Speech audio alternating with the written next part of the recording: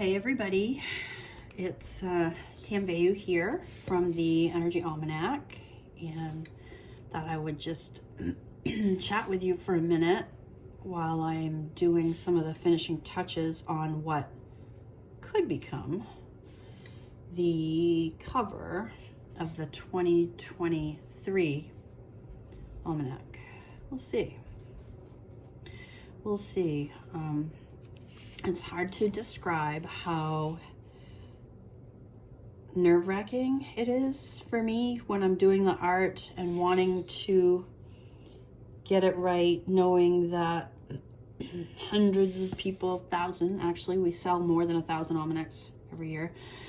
1,000 people and more are going to see this art, and you want to get it right, and you want to represent it well, and so this is a part for me that's really nerve-wracking. I've already done one piece of art that I thought was going to be the cover of the Energy Almanac, and I didn't love it. I just didn't love it. My graphic designer, that's Kendra from 5 Lakes Design, she loved it. She's like, oh yeah, this is the cover, but I didn't love it. So anyway, here I am making a second attempt at a piece of art for the cover of the Almanac. And for those of you who are like, why is she drawing a tree, and what the heck is that tree actually doing? If you cannot tell, this is a tree in meditation. This is a tree who is sitting silently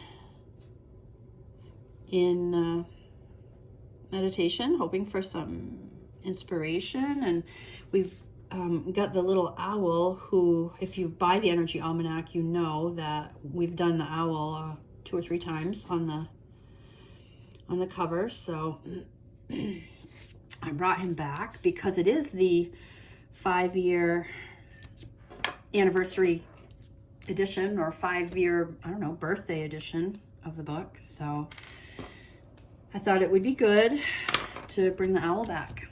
So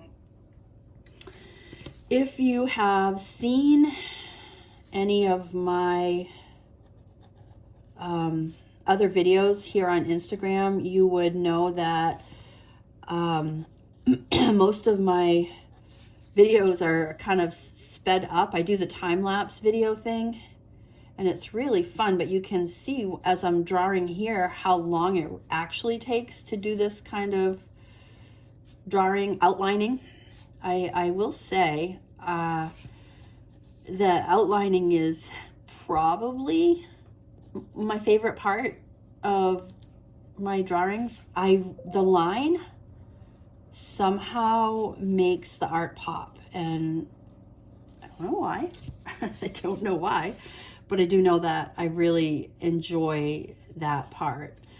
The whole creating the leaves piece that I'm doing right now is interesting and a little scary. I kind of just move my pen around in random designs, hoping for a rough edge that would be interesting to look at. I'd like to say, oh, it takes no thought at all. My pen moves across the paper, but yeah, no, that's not true. I do have little bits of is that working? Is that coming out right? I hope so. Yeah, there's a little, I guess no different than any other business. There's a little bit of worry that comes along with creation, right? So for those of you who are saying, why are we having a big tree on the cover of the Almanac this year? I do want you to know that the trees came to me and let me know it was their turn. I have had a long and loving relationship with trees, and we're well bonded. And this year, I kept wondering, how am I going to include yoga in the Almanac for 2023? And I really wasn't wanting to hire a movement writer this year. So what could I do that would still provide movement for the Almanac, but not necessarily have to involve an entire article, etc. So the trees showed up and they said, we do yoga. We can bend and move and flex, and why don't you just add us to the book? And ta-da, here it is. The trees. I have a series of trees in the 2023 Almanac that are quite fun. I will say I'm really proud of all of them. They sure do know how to move and flex with the world. And so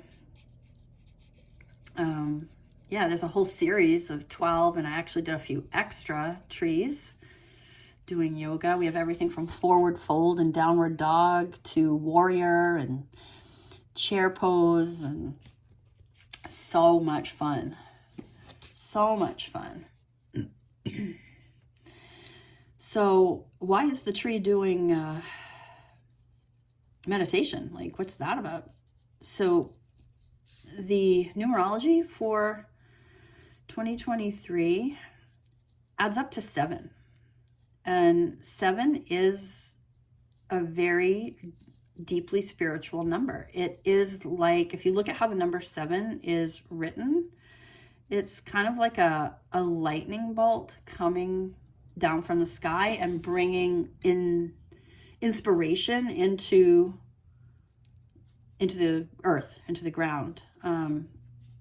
So that 7, in order to receive the inspiration, asks that we get quiet. So quietude comes through meditation, right? So the theme of 2023 really is quietude, going in, receiving inspiration. And I always try to make the cover of the Almanac so that people can identify immediately, what is this year about? What do I need to do? I hope that when they see the cover, they can understand maybe a little differently what's going to be happening for the year ahead. 2022, 2 plus 0 plus 2 plus 0 is actually a 6. And for 2022, the cover is a cup of tea. And if you look carefully, you can see the tea bag has a peace symbol on it, peace sign. And that was because I really wanted to encourage my readers to make tea, not war. Every time I did a workshop, my workshops are called Astro Inklings. Every time I did a workshop or a podcast, I'm asking the audience to make tea, not war.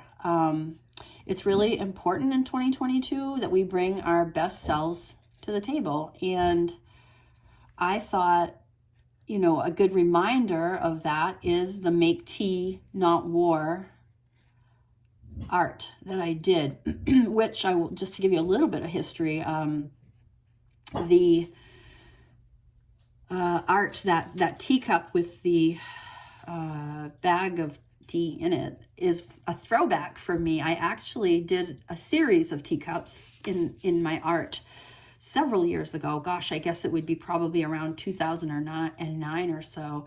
And it was some of my favorite pieces of art. And so last year when I was contemplating what does the cover look like, that seemed like really the appropriate thing to do for 2022 was to bring back Make Tea, Not War. And I hope all of you who are readers of the Almanac, I hope you were able to somehow apply the knowledge of that reminder, that cup that's on the cover of 2022. So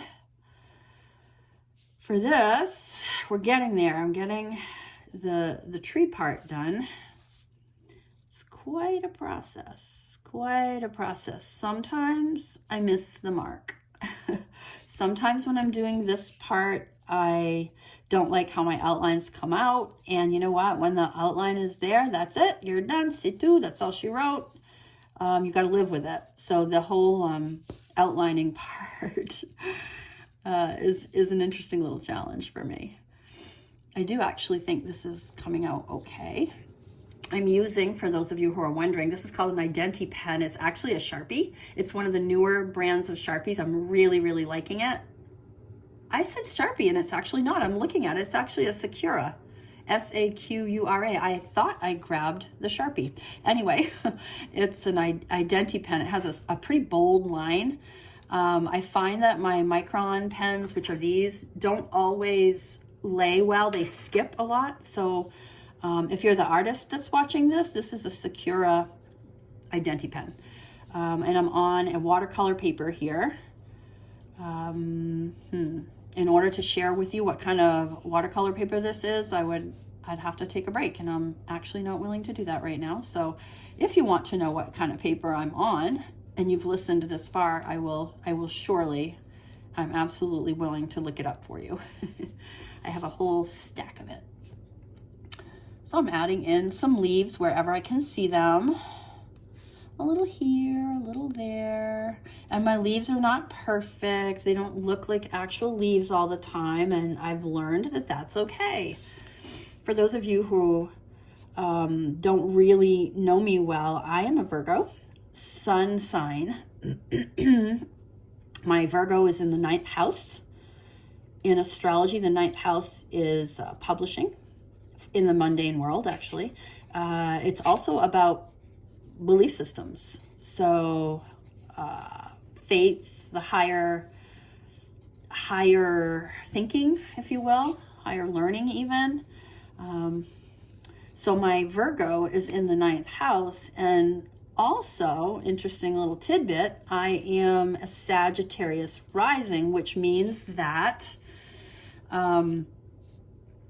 Sagittarius is the 9th house. So it's kind of, I actually know I was destined to be in publishing.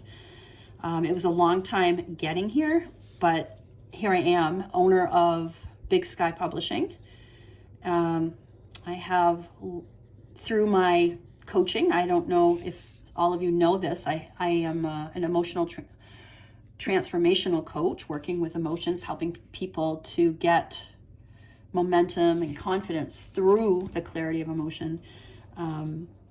That work has really fit into my Sag rising and my Virgo in the 9th house. And for the record, I am a Taurus moon. Taurus moon in, of all things, the 5th house of creativity and play. So it's interesting how your birth chart, your natal chart, if you will, can really indicate to you what might be a field of career, or maybe even career isn't the right word, but life path, perhaps, is a better word, a better way to say it. I feel like I didn't really get my true calling until I was, I don't know, probably in my 40s, and definitely when I hit 50, things really opened up as I opened up. I have told the story before. I'll tell it for those of you who are new to me, that there was a time, those are my dogs, that's Johnny and Maple barking up a storm. There was a time when I missed my creativity. The Taurus moon in the 5th house was really chewing at me, and I started praying pretty hard to God, like, help me return to my creativity. And I prayed a lot. And it was that spring when I visited a friend who I thought just wanted to have a business meeting. I thought she was going to hire me for my creativity. And lo and behold, my friend wanted to share a message with me that she had intuited. I didn't even know she was an intuitive. It was the craziest thing. I sat in her office and she channeled for me the Energy Almanac. She said, there's a book and it's got your name on it. And she proceeded to describe it in pretty good detail. She tried to name it. She came really close to naming it, but didn't quite wasn't quite able to get it all the way. It took me a little bit of research and thinking and time and silence and solitude to come up with the name, the Energy Almanac. But that's how it happened.